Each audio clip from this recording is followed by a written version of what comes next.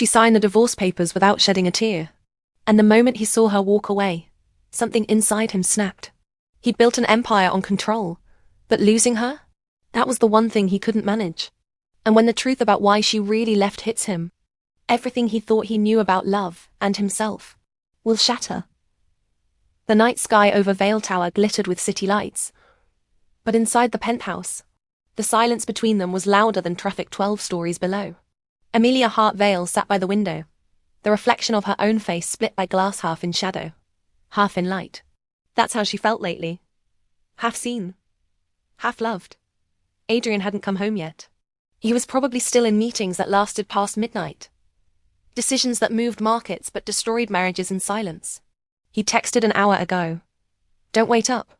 She didn't reply. She never did anymore. The aroma of burnt jasmine candles filled the air, a scent Evelyn used to love. Amelia didn't even like jasmine. But it was what Adrian always brought home. Unconsciously. Perhaps lovingly. For someone long gone. Her phone vibrated once. It was her mother's text. "You can't stay in a house that doesn't see you, sweetheart." Amelia looked toward the dining table, where a folder sat hidden beneath a neat stack of unpaid attention. Divorce papers. Clean, white, terrifying.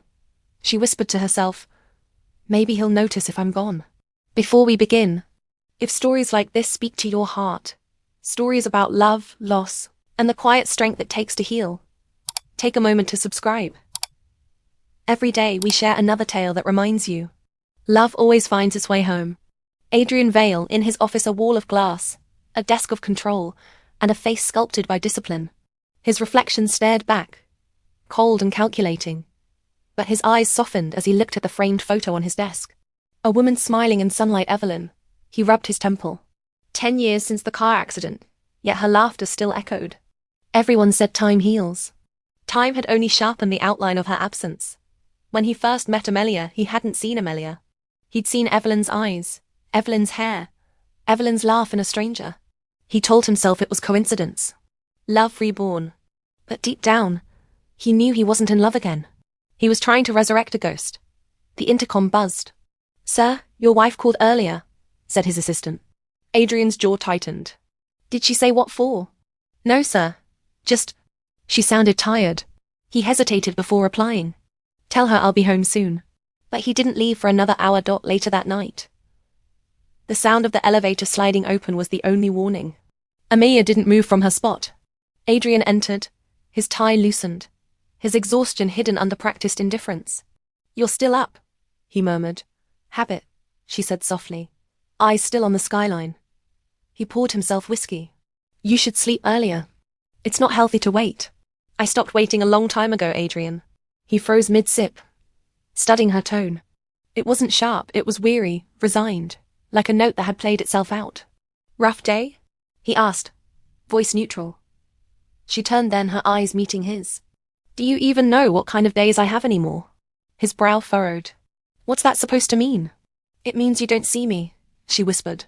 "You see someone else." The silence that followed was unbearable. He put down the glass. "You're imagining things." "Am I?" she said, stepping closer. "You bought jasmine candles. Evelyn's scent. You play her favorite music. You even flinch when I laugh because for a second, you think she's in the room." Her voice trembled but didn't break. "I'm not her, Adrian. I never was." He looked away. "We've both had too much to drink. I haven't touched a drop." He didn't answer. She smiled sadly, reaching into her robe pocket. Her fingers brushed the edges of a manila envelope. But she couldn't, not tonight. Not yet. She laid it quietly on the corner of his desk instead. He didn't notice. That night, she lay awake listening to the sound of his breathing beside her. Slow, steady, unaware. In the faint moonlight, his face looked peaceful, beautiful even. But she knew that peace wasn't for her. It was for the memory that still lived between them. Amelia turned away, tears slipping soundlessly into her pillow. "I married a man still in love with a ghost." Next morning, Adrian left early, as always. The elevator doors closed, and she exhaled the breath she'd been holding for years. She walked to his office, fingers trembling slightly as she adjusted the folder she'd hidden under the desk lamp. The golden logo of Vale Enterprises gleamed on the corner of the papers, cold, polished, perfect. Just like him. She placed her wedding ring on top of the folder. The diamond caught the light, scattering reflections across the room. You loved her, she whispered. But I loved you. The clock ticked softly. Then she walked out. If you were in Amelia's place knowing your partner never truly saw you, would you stay and fight? Or walk away to reclaim your own heart? Share your thoughts in the comments. What is love without recognition? The next morning began like every other. Adrian walked into his office at Vale Enterprises. Coffee in hand, tie immaculate, expression unreadable. But beneath the surface, something pulsed offbeat. An unease he couldn't name. His assistant greeted him, rattled off schedules, investor calls, board meetings.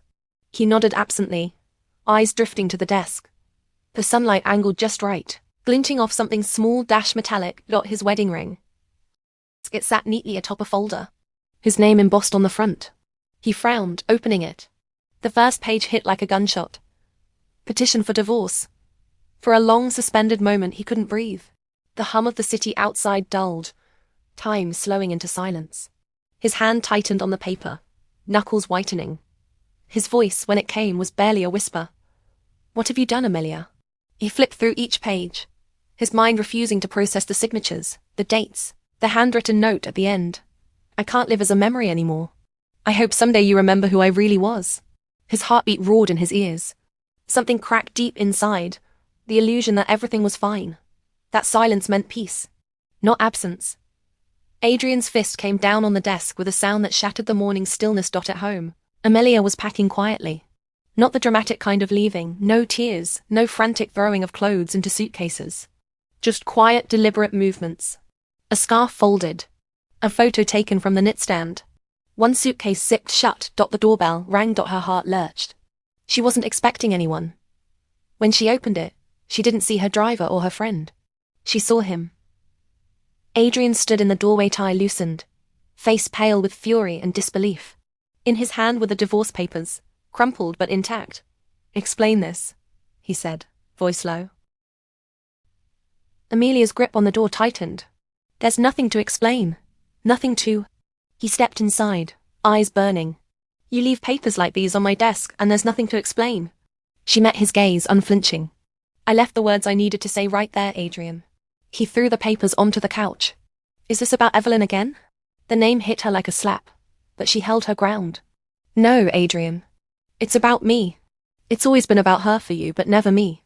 He stared at her, something unreadable flickering across his face. You knew what I'd been through when you married me. I did, she said quietly.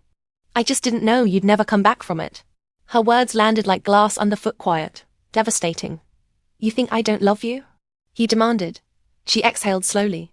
I think you love a version of me that reminds you of her. You never saw the difference. He stepped closer, voice breaking. That's not true, isn't it? She whispered.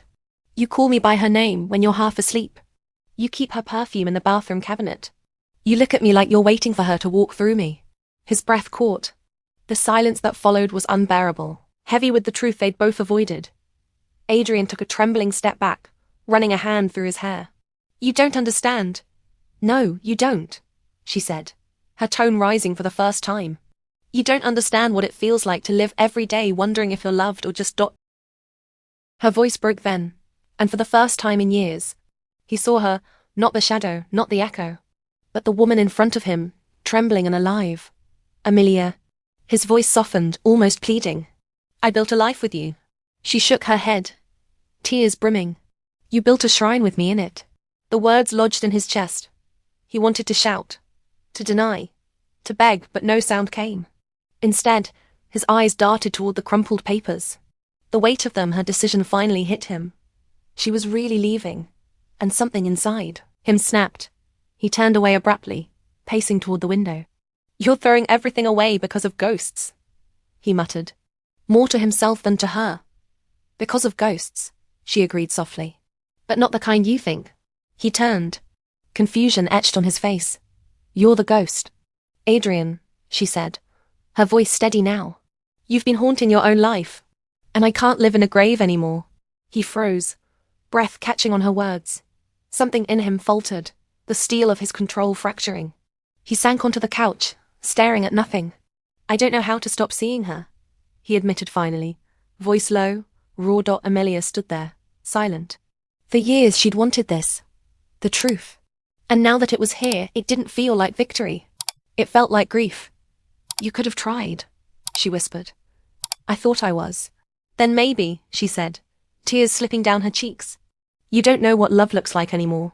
He looked up, eyes wet. Then teach me. Her hands trembled as she reached for her suitcase. I already tried.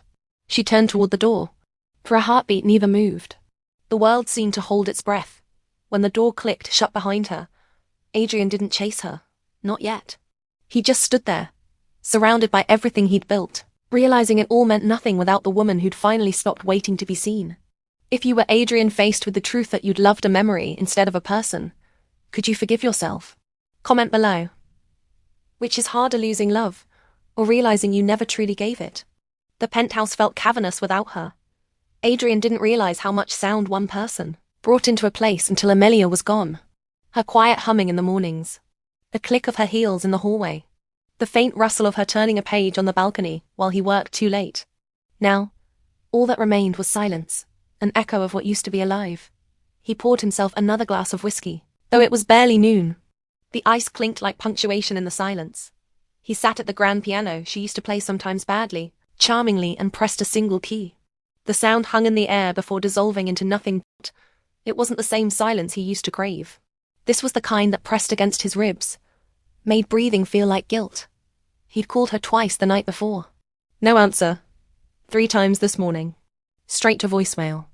The 4th time, he didn't bother leaving a message. What would he even say? Come home so I can keep pretending I'm not broken. Across the city, Amelia sat in her mother's small apartment, sunlight spilling over floral curtains, the scent of brewed coffee grounding her in the moment. She hadn't told anyone what had happened, not even her closest friends. Her mother didn't pry. She simply placed a mug in front of her and said, "Sometimes the bravest thing you can do is stop trying."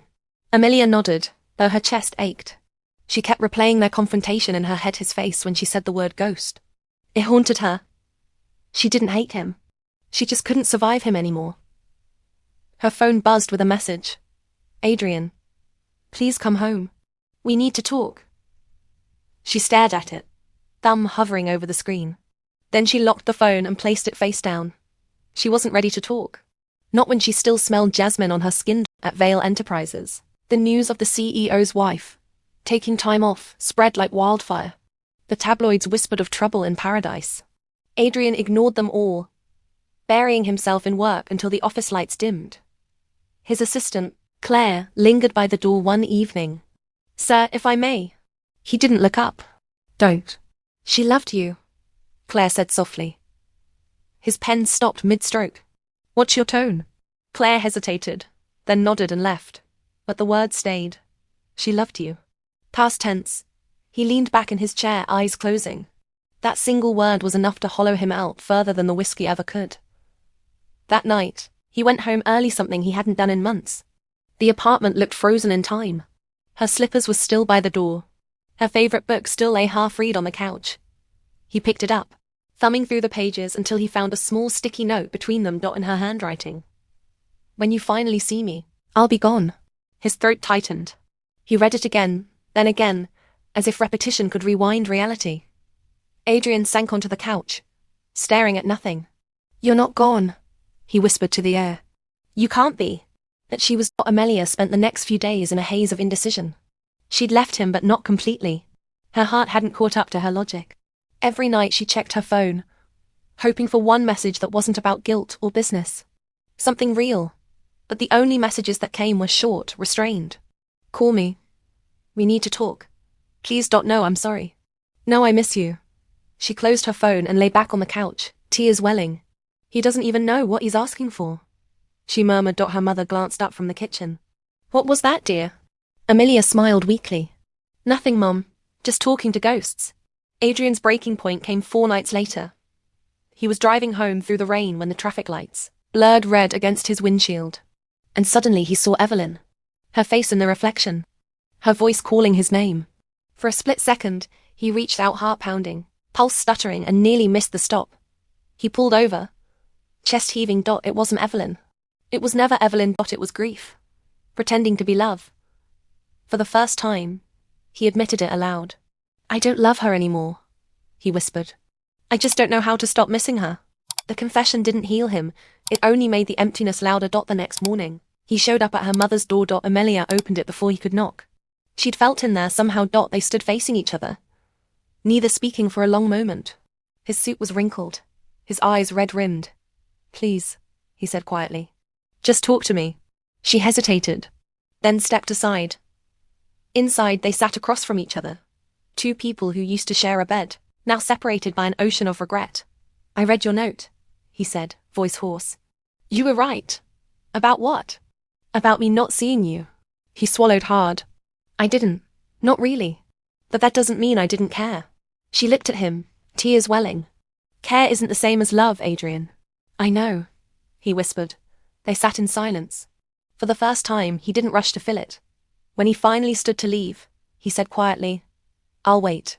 However long it takes. She didn't stop him, but as the door closed, her tears finally fell not from anger, but from the terrifying thought that maybe love wasn't enough to fix what they'd broken. Do you think love can survive after the truth has shattered it? Tell me below if you were Amelia. Would you let him try again, or close that door forever? It was raining again the night everything changed. Amelia had just finished tucking her mother into bed when her phone rang. She almost didn't answer, it was late, and her heart couldn't take another unanswered plea from Adrian. That this wasn't his voice. Mrs. Vale? A deep, unfamiliar tone asked. This is St. Matthew's Hospital. Your husband's been in a car accident. Her breath caught. Adrian? He's stable, but we need a family contact for consent. You're still listed. The mug slipped from her hand, shattering on the kitchen floor. Her mother startled awake at the sound. But Amelia barely heard her. In minutes, she was in her car, rain blurring the world into streaks of silver. At the hospital, fluorescent lights washed everything pale. Adrian lay on the bed, a faint bruise near his temple, his arm in a sling, eyes closed. The steady beep of the heart monitor felt both terrifying and merciful. Amelia stood at the doorway, frozen. For a moment, she hated herself for still loving the sight of him breathing. The nurse smiled gently. You're his wife. She nodded, throat tight. You can sit with him. He'll wake up soon. When she finally took the chair beside his bed, her hands trembled. She wanted to be angry, to turn away, but all she could do was whisper, Why do you always make me come back to you like this? He woke to the sound of her crying. Amelia? His voice was hoarse, confused. What, where? She wiped her tears quickly. Hospital. You're fine. You hit a guardrail. He blinked slowly, trying to remember. I was. Driving home. From where? Evelyn's grave. He murmured. Her chest tightened. Of course you were. But there was no bitterness in her tone, just exhaustion. He studied her face, as if confirming she was real. You came. I almost didn't. His lip twitched in something like a smile. You always say that. Maybe one day I'll mean it. They both laughed softly, though the sound was frayed at the edges. Hours passed. He drifted in and out of sleep. She stayed. Every time the nurse came in, she straightened his blanket or adjusted the monitors, instinctively caring even when her heart told her not to. By morning, he was awake, propped against the pillows, eyes fixed on her as she poured him water. You shouldn't have come, he said. Then why do you look relieved that I did? He didn't answer. He didn't have to. When the doctor cleared him for discharge, he couldn't drive. And despite every ounce of self-preservation screaming, don't do this again, Amelia heard herself say, You're coming home with me. You're in no shape to be alone.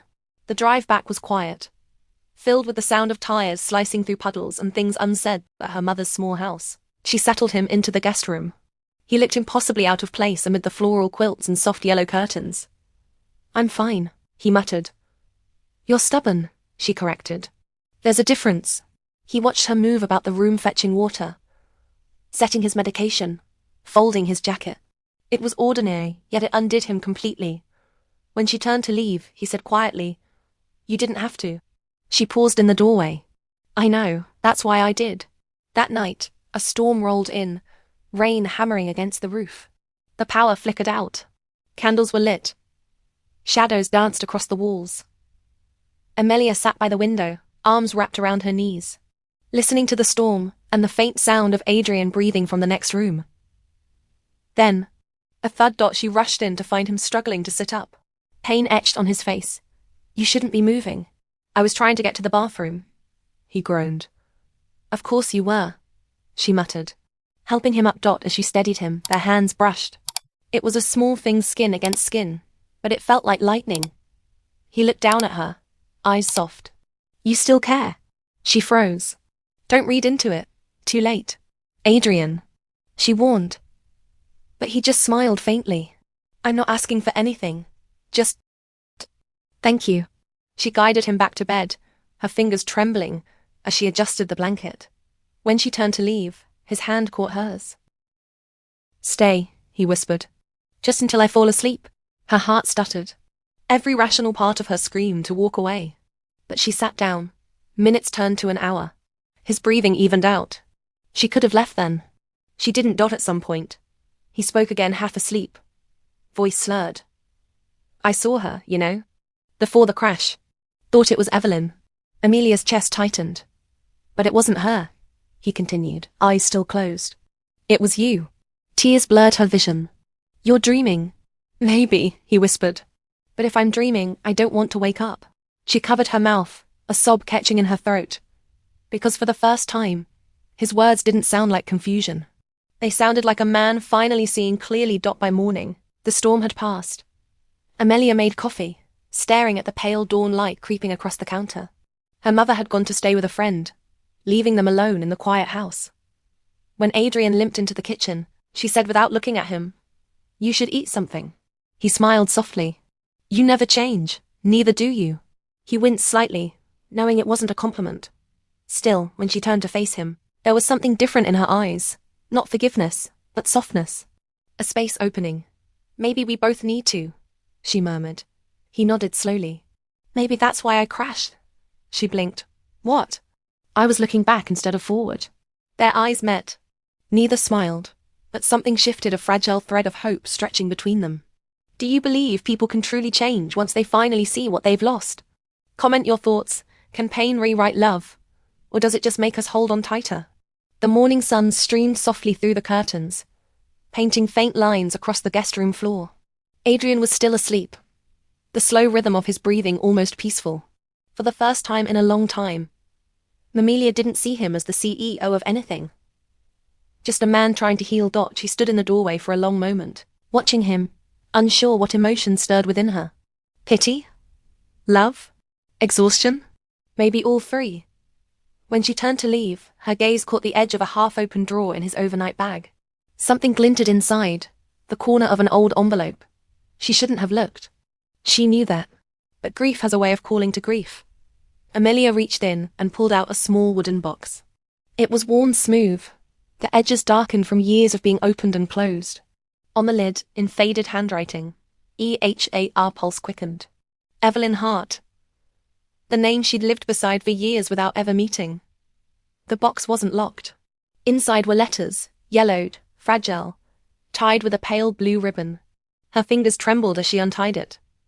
The first letter was dated 12 years ago. My darling Adrian, if you're reading this, it means I'm gone. Please don't close your heart. Don't make my love your prison. Find someone who makes you laugh again.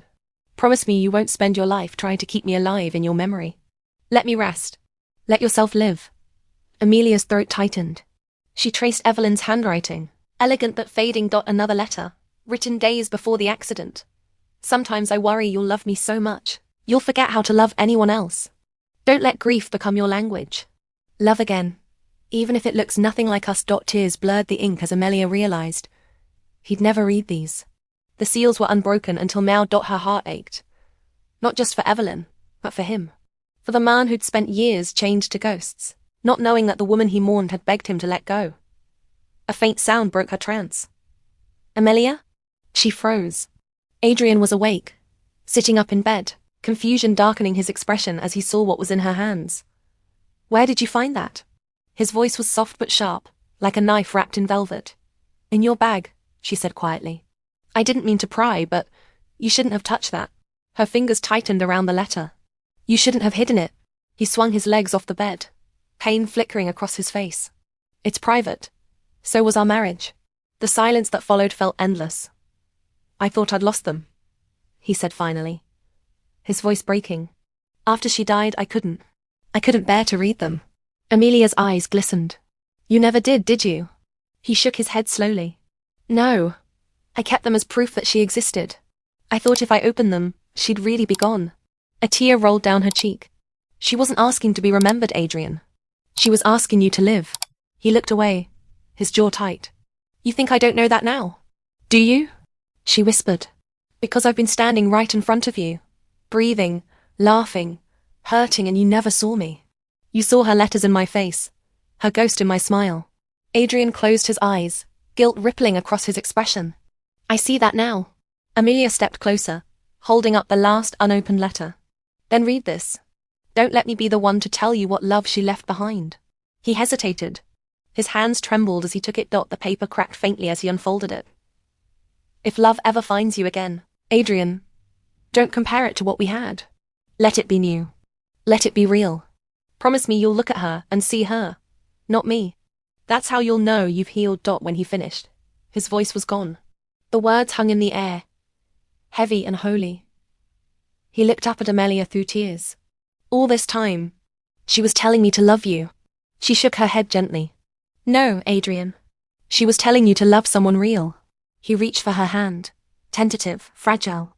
And I want to. I just don't know how to start. Amelia exhaled shakily. Then start by not making me your redemption story. He blinked, startled. What does that mean? It means, she said softly, I don't want to be the woman who saved you. I want to be the woman you chose after you saved yourself. Her words landed like a quiet thunder. He looked down, processing. I think I can do that, he said after a long moment.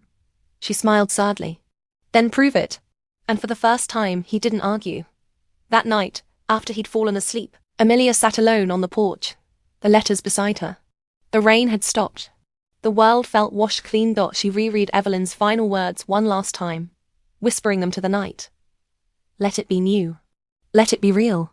For the first time in years, she didn't feel like Evelyn's shadow. She felt like herself again. Imperfect, aching, alive inside. Adrian stirred in his sleep, whispering her name. Not Evelyn's. Amelia, and though she didn't say it aloud, something in her heart whispered back. Maybe there's still something left to save. Do you think true healing can ever happen with the person who caused your pain? Or does it need distance first? Share your thoughts. Can broken love rebuild itself on honesty? Or does it always need to start over? Morning light filtered through the thin curtains of Amelia's mother's house. Soft and golden like forgiveness quietly waiting in the air. Adrian was already awake. Sitting on the porch steps, his sling gone, his coffee cooling beside him. He didn't look like the man who had run companies and dictated futures. He looked like someone learning how to exist again. Amelia joined him, wordless, a blanket wrapped around her shoulders. The air smelled of wet grass and sunlight after rain. Neither spoke for a while. Words weren't needed yet. The silence wasn't sharp anymore. It was gentle, like two people learning how to breathe and sink again. After a few minutes, Adrian said softly, I read the letters again. She looked at him. All of them. He nodded. Every word. I cried through half. Amelia smiled faintly. That's probably what she would have wanted. I think she'd want this, he said, glancing at her. Me sitting here, talking to the woman who stayed. She turned toward him fully, eyes cautious but open. I didn't stay, Adrian. I came back. He nodded slowly. Then maybe that's even harder. Their eyes met, and for once, there was no ghost between them. Only two people, broken but not beyond repair. Later that afternoon, Amelia cooked for both of them, not because he asked, but because she wanted to. The scent of rosemary chicken and butter filled the kitchen. Warm and homey. Adrian wandered in, rolling up his sleeves, awkwardly offering to help. You'll ruin it, she teased. He grinned. You say that like I haven't already ruined everything else. She gave him a look, half amusement, half warning. Don't start fishing for pity. You're not that helpless. Fine, he said, lifting a chopping board. Just tell me what to do. Chop the carrots evenly. He tried. He failed. She laughed, shaking her head. You'd think a man who negotiates billion-dollar deals could slice a vegetable. He looked at her, smiling. And for the first time, it wasn't the polite, practiced smile of the CEO everyone knew. It was real, soft, maybe even a little shy. Maybe I just needed the right teacher, he said. Amelia rolled her eyes, but the warmth in her chest betrayed her. They ate together, slowly, savoring the food and the silence between bites. It wasn't the heavy silence of before. It was comfortable, shared. After dinner, Adrian leaned back in his chair. "I've been thinking," he began carefully, "about what you said. About not wanting to be the woman who saved me." Amelia wiped her hands on a towel. "What about it? I think you're right. You deserve more than that. You deserve a man who saves himself." She folded her arms. "And who is that man?" He looked at her, steady. "I'm trying to find him." The sincerity in his voice made her heart ache in ways that were no longer painful, just deeply human. That evening, they sat by the fire in the small living room, an old record spinning softly in the background. The song was slow, nostalgic. Amelia leaned back on the couch, legs tucked under her, watching the flames dance. Adrian sat beside her, hesitant, then said quietly, "Can I tell you something about Evelyn?" She nodded, bracing herself. "She used to hum when she was nervous," he said. "Always the same tune. I heard you hum it once, the first week we met, and I thought, maybe it was a sign." Amelia smiled sadly. "And it wasn't." He shook his head. "It was just my heart trying to make sense of something new. But I see that now. You're not a sign, Amelia. You're a story I never learned how to read." Her eyes softened. "Then start reading."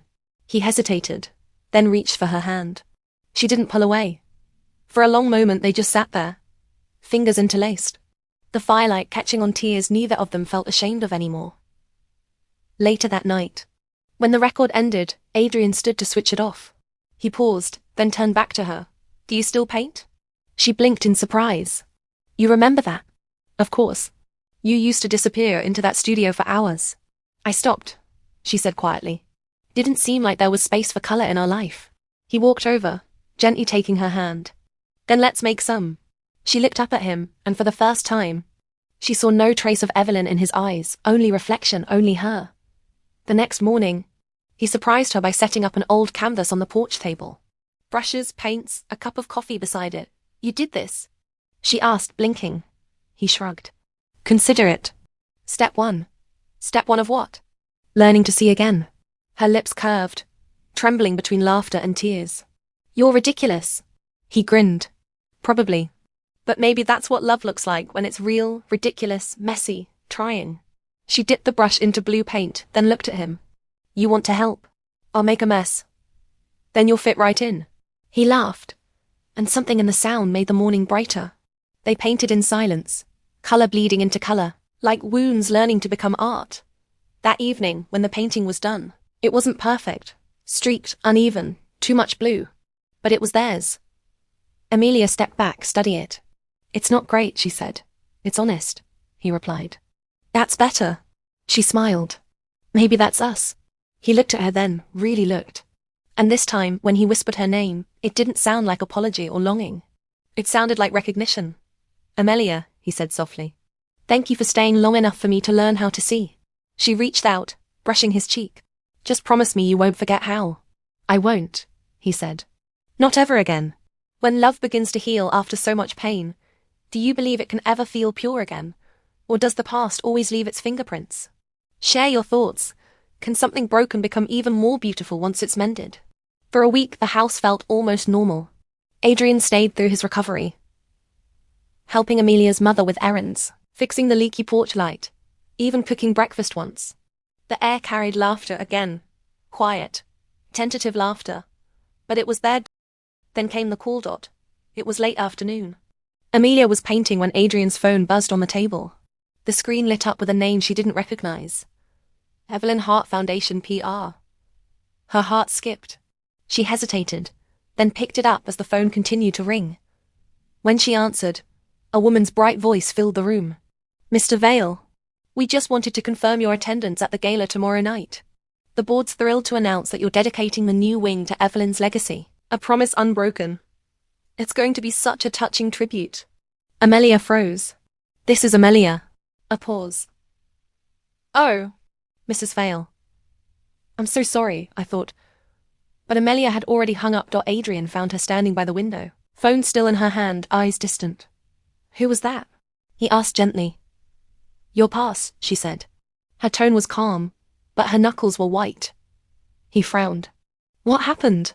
"The Evelyn Hart Foundation called. Apparently you're unveiling something called A Promise Unbroken tomorrow night." He sighed. rubbing his forehead. It's just an event. Something arranged months ago. Months ago? She repeated, voice trembling. So even while we were breaking, you were still building memorials. It's business, Amelia. A philanthropic investment. Don't you dare call it business, she snapped. You built a monument to a woman who told you to move on. Do you even hear yourself? Adrian's jaw tightened. You don't understand. I can't just cancel. Her family, her trust. It's always someone else you can't disappoint. She cried. Never me. The words hung like smoke between them. He stepped closer, but she stepped back. Amelia, no. Her voice cracked. You say you see me now, but everything you do screams otherwise. You're still living in her echo. I'm honoring her, he said quietly, and burying us. Silence. The sound of rain began again, soft, relentless. Amelia turned away, shoulders trembling. I thought the letters changed something. They did, he whispered. They made me realize what she meant, what I lost. And you're still losing it. She shouted, tears spilling. You're losing me. He reached for her hand, but she pulled away as though his touch burned.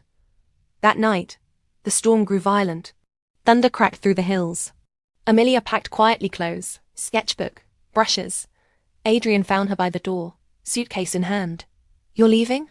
She didn't look at him. I can't keep competing with a ghost, Adrian. I thought I could handle it. But every time I think you've finally chosen me, you remind me that I'm just next in line. He swallowed hard. You're not a substitute. Then why does your love still come with someone else's name carved beneath it? He had no answer. She opened the door. Rain poured down, drenching the porch. You said you wanted to save yourself, she said softly. Maybe this is how. He stood there, speechless. As she stepped into the storm, the wind swallowed her silhouette, the rain turning her figure into a blur, and then she was gone. Hours later, Adrian sat alone at the dining table, the house echoing with the absence of her. He stared at the painting they'd made together, the uneven blues, the brush strokes that never quite blended. He whispered into the emptiness. It was real. Lightning flashed, illuminating the letters on the wall calendar. Gala. Tomorrow. He buried his face in his hands. The next evening, the world glittered around him as cameras flashed. The Amelia Hart Gala was immaculate crystal chandeliers, champagne glasses, polite applause. But Adrian felt hollow. When he stepped to the podium, the crowd fell silent. The plaque beside him gleamed. A promise unbroken, dedicated to Amelia Hart, forever remembered.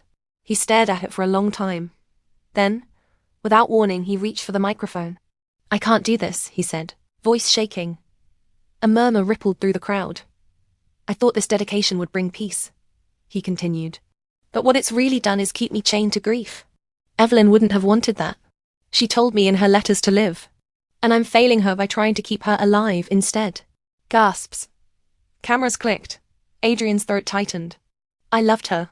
I always will. But she's gone. And somewhere out there is someone who's alive. Someone I'm losing right now because I keep looking backward. He set the microphone down, removed the plaque from the wall, and walked off stage as the crowd whispered his name.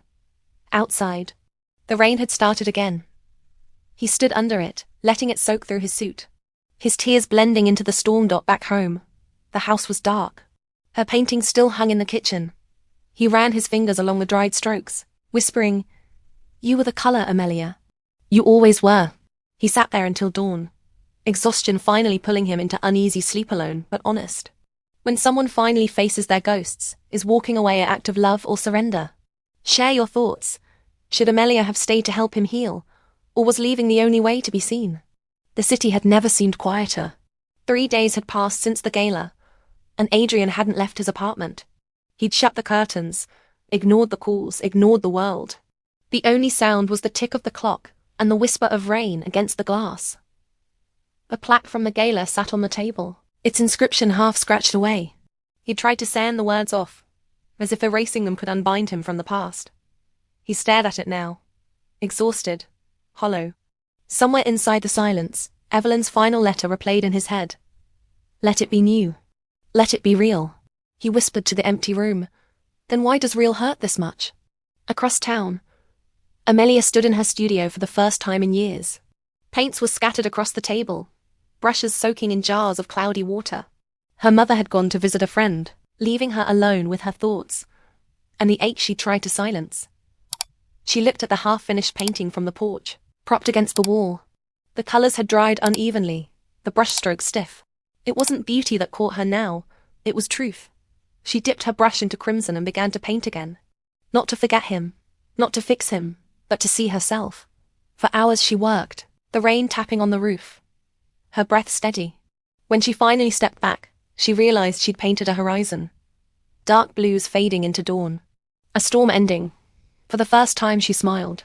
That night, she opened her sketchbook and found one of Evelyn's letters tucked between the pages. The one Adrian had read aloud, his voice breaking. "Promise me you'll look at her and see her, not me." Amelia ran her thumb over the ink. Then she folded the page, slipped it into an envelope, and wrote 2 words on the front. For Adrian. The next morning, he woke to a knock on his door. He opened it to find a courier holding a small parcel. No return address, just his name. Inside was the painting. The horizon. And a note written in Amelia's looping hand. "You once said you didn't know how to start. Maybe this is where we both begin again." He traced the lines of the horizon, realizing what it meant. She wasn't closing the door. She was leaving it open, quietly, bravely. The choice was his now. He stared at the painting for hours, wrestling with the weight of it. The past begged him to stay safe in memory. His heart whispered that safety wasn't the same as living. Finally, he stood, grabbed his coat, and left. Amelia was at the gallery downtown, helping hang local artists' work for an upcoming charity show. She didn't expect him to come. She didn't expect anything anymore. When she turned and saw him standing at the doorway, her breath caught. He looked different, less polished, more human. "Adrian," she said softly. He nodded, eyes darting to the canvas she'd donated for the exhibit, the horizon painting. Beneath it, the tag read, "Let it be real." "That's what you titled it?" he asked. "Yes," she said. "Because that's all I want anything to be now." He stepped closer. "It's beautiful." She smiled faintly. "It's honest." They stood there, silence stretching between them, an invitation and a test. He swallowed hard. "I cancelled the foundation's contract." She blinked. "You did?" "I couldn't keep funding a memorial that cost me the present," he said. "I donated the money to scholarships in her name, instead something that helps people live, not mourn." Amelia's lips parted, surprise softening into pride. "That's good, Adrian." He nodded. "It felt right. And I needed to tell you something else." She waited. "I'm sorry," he said simply. "Not for grieving, but for letting grief turn into worship. I can't undo what I did to you, but I can choose what comes next. If you ever let me try again, I want it to be new." Her eyes filled. "You're asking me to start over?" "No," he said. "I'm asking to begin properly this time." She looked at him for a long moment, searching for ghosts in his eyes, and found none. Only the quiet steadiness of a man finally standing in the present. Outside, the clouds were breaking apart. Sunlight spilled through the gallery windows, warm and golden, washing over them both. Amelia took a breath, stepped closer, and whispered, "You said you didn't know how to start." He nodded. "Then start here," she said, placing his hand over her heart. With now, his fingers trembled against her, and when he finally smiled, it wasn't sad. It was peaceful. That evening, they walked out of the gallery together. No promises, no declarations, just quiet steps side by side beneath the sky turning clear. For once, neither looked back. When love asks for a second chance, should it return to what was, or begin entirely new? Share your take. Does forgiveness mean rebuilding the old, or painting something brand new? Spring came early that year. The rain still fell sometimes, but it was softer now, the kind that nourishes rather than destroys. It had been 6 months since the gallery. 6 quiet, deliberate months. Adrian and Amelia hadn't rushed. They cooled, met for coffee, shared dinners without pressure. There were still silences, still shadows, but they learned how to sit with them instead of fighting them. Every Sunday, they painted together. Sometimes landscapes, sometimes abstract splashes of color that made no sense to anyone but them. It became their ritual, their language of healing. One Sunday afternoon, Adrian arrived with something wrapped in brown paper. Amelia eyed it suspiciously as he carried it into her studio. "What's that?" He smiled. "A surprise. But it comes with a confession." She raised a brow. "You still think confessions count as gifts?" He chuckled. "Just open it." She unwrapped the paper and froze. It was the original plaque from the gala. the one he'd removed in front of everyone. But now, the inscription had been replaced in clean. Engraved letters, it read, "A promise renewed. For Amelia Hart Vale, who taught me that love isn't about who we lose, but who we choose." Amelia's breath hitched. "You changed it?" "I remade it," he said softly. "Because the old one belonged to the past. This one belongs to us." Tears glimmered in her eyes. "You didn't have to." "I know," he said. "That's why I did." She reached out, fingertips brushing the words. "It's beautiful." "So are you," he whispered. Later that evening, they sat outside, the sun dipping low, painting the sky with amber light. Her mother hummed softly inside the house, the smell of jasmine tea drifting through the open window. Amelia leaned her head on Adrian's shoulder. "Do you ever think about her anymore?" "Every day," he admitted. "But not like before. I think of her as the reason I learned how to love better, not the reason I can't." She smiled faintly. "That's a good difference." He looked down at her, brushing a stray strand of hair from her face. "You were right. You know." "About what?" "That I had to save myself first." Amelia tilted her head. "And did you?" He nodded. "I stopped seeing love as something I had to deserve. I started seeing it as something I had to give."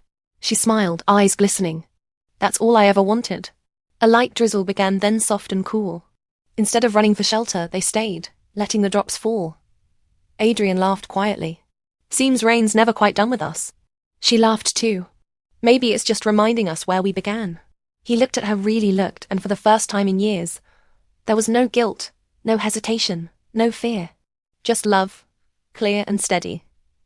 "I never thanked you," he said suddenly. "For what?" "For coming to the hospital. For not letting me drown in who I was." She smiled. "You don't thank someone for pulling you to shore when they're swimming beside you." Weeks later, at the official reopening of the Community Arts Center, the project Adrian had funded instead of the old foundation, they stood side by side as the curtain dropped. Behind it hung Amelia's Horizon painting, framed in gold. Below it, a small plaque read, "Let it be real." The crowd applauded softly. Children clapped. Journalists scribbled notes. But for Adrian and Amelia, it all faded into a hum. He whispered, "You think Evelyn would have approved?" Amelia squeezed his hand. "I think she's somewhere smiling that you finally looked forward." That night, they returned home to her mother's quiet house, still smelling faintly of paint and tea. They stood in the doorway for a long moment, neither speaking. Then Adrian took a small velvet box from his pocket. Amelia blinked. "Adrian, it's not what you think," he said quickly, opening it. Inside was a silver ring, simple, unadorned, no diamonds, no grand gestures. "I don't want another ceremony. I just want a promise. One that means something this time." She stared at it, tears already forming. "A promise?" He nodded. "That we'll keep choosing each other. Even when it's messy. Even when it rains." She took the ring, voice trembling. "That's a promise I can keep." He slid it onto her finger. It fit perfectly, not because it matched a memory, but because it was made for the present. They spent the rest of the evening dancing barefoot in the living room to an old record. No words, just music and laughter and the sound of two hearts remembering how to beat together. Outside, the rain eased. The world smelled new again. In the quiet that followed, Amelia whispered, "Do you ever wish we'd done things differently?" He thought for a moment. "If we had, I might never have learned what love costs. And I'd rather know its price than never feel it at all." She smiled against his chest. "You've changed." He kissed her hair. "So have you." As they drifted towards sleep, the moonlight spilled across the painting that hung on their wall, the horizon. The colors had faded slightly, but that only made it softer. "Truer." Adrian murmured, half asleep. "Let it be real." And Amelia whispered back, smiling in the dark, "It already is." Do you believe love that breaks can truly come back stronger? Or does it become something entirely new? Tell us what you think in the comments. Was there ending redemption? Or rebirth? Thank you for watching all the way through. If this story moved you, the next one will surprise you in ways you won't expect. Go ahead and click the video on your screen. Your next story awaits.